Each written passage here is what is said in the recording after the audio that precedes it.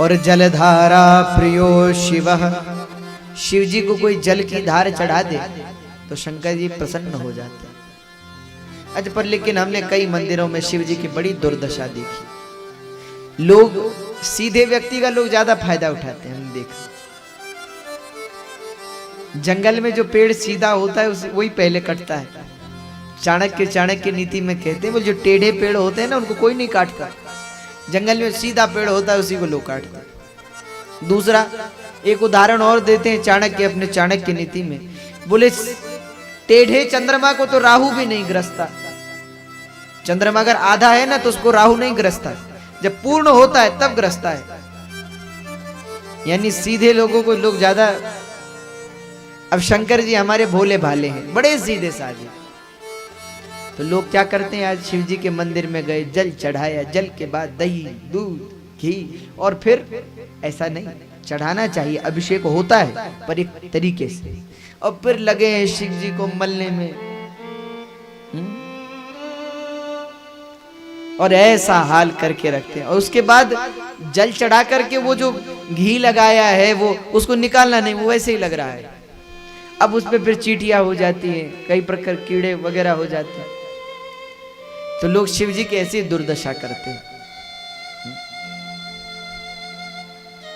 दूसरा, शिव जी के पास कोई भी जा सकता है। अब आप केदारनाथ में दर्शन करने जाएंगे तो केदारनाथ में पाएंगे कि एक समय में अंदर सबको जाने दिया जाता है।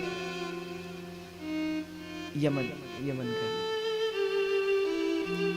एक समय में अंदर शिवलिंग जो अंदर केदारनाथ में है उसका स्पर्श सब कर सकते हैं। बिल्कुल अंदर गर्भगृह में जाते हैं, आप लोग भी गए होंगे।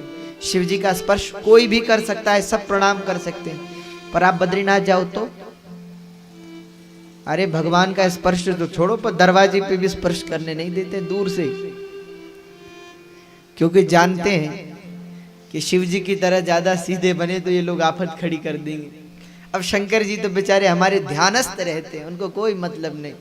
हाँ, कोई दुग्ध चढ़ा रहा है कोई, पर लेकिन ध्यान जरूर रखना चाहिए, पवित्रता का ध्यान अवश्य रखें। हम लोग क्या करते हैं, उन्हीं हाथों से जूते उतारे बाहर और फिर हाथ धोए नहीं, उन्हीं हाथों से गए फिर शिव जी को मल रहे हैं, बताओ।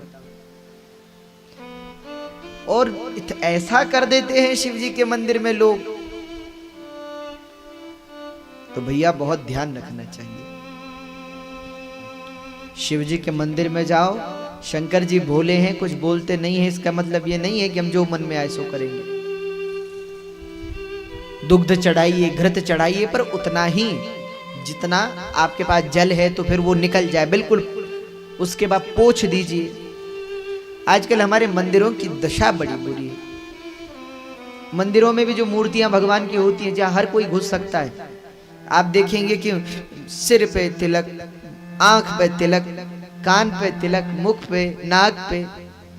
एक जगह तो हम दर्शन करने गए भगवान का, बहुत प्राचीन मंदिर वहां था। तो बोले महाराज प्राचीन मंदिर है, आप चलेंगे? हमने कहा ठीक है चलेंगे। हम दर्शन करने गए तो जो माँ जगदम्बा की अंदर मूर्ति थी वहां तो कोई नहीं जा सकता था, तो वो ठीक था। उसके बगल में ही भगवान विष्णु का मंदिर था। अब वहां हर कोई जाए, तो हम तो दर्शन करने गए। हमने उनसे हमको तो लगा कि लगता है होली में यहाँ लोग भगवान के साथ भी होली खेलते हैं। रंग ही रंग से भरा हुआ है भगवान, मुख पे तिलक, आंख पे, नाक पे, कान पे, सिर पे, जहां जिसको जगह मिले सो लगा रहा है। तो ऐसा तिरस्कार भगवान का नहीं करना चाहिए। कई बार हम लोग मंदिरों में जाते तो पूजन के लिए, भगवान को प्रसन्न करने, पर भगवान रुष्ट हो जाते हैं। कारण क्या है कि हम लोग पवित्रता का, स्वच्छता का ध्यान नहीं रखते। पहला तो पवित्र अवस्था में पवित्र होकर के मंदिर में जाएं, स्नान करके पवित्र हो करके, और प्रयास ये करें कि लगभग दूर से ही दर्शन करें, दूर से प्रणाम कर लें, क्योंकि पता नहीं हम उतने पवित्र हैं कि नहीं, भगवान का स्पर्श कर सकते हैं कि नहीं। तो भैया भगवान का ध्यान रखना अति आवश्यक है।